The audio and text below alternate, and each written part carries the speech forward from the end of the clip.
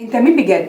هل انت شخصية حقيقية ولا نسخة متأثرة بالماضي والحاجات اللي مرت بيها؟ احنا ليه متعلقين في هوية محددة؟ الكتاب ده بيتكلم عن ان احنا بنبني هويتنا من الرسائل اللي وصلت لنا قبل كده، سواء كانت من عيلتنا، من صحابنا، المدرسة، او في العموم يعني التجارب اللي احنا مرينا بيها. بيقولوا لك انت ضعيف فتصدق انك مش قادر تواجه الحياة، انت مش محبوب تتحول لشخصية بترضي الكل عشان بس تتقبل، انت لازم تكون مثالي فتضغط على نفسك وتحس دايما انك مش كفاية. مشكلة هنا ان الهوية اللي احنا بنتعامل بيها في معظم الاحيان مش بتكون احنا، لكنها مجرد تراكمات من تجارب قديمة، ولو فضلنا متمسكين بصورتنا القديمة عمرنا ما هنقدر نتغير. وبناء هوية جديدة مش معناه ان احنا بننكر ماضينا ولا حاجة، لكنه معناه انك بتختار انت عايز تبقى مين بارادتك انت. تيجي نسأل نفسنا كده احنا مين لو شلنا كل الاراء اللي اتقالت عننا؟ تيجوا نتخيل ان احنا فعلا بنبدأ من الصفر.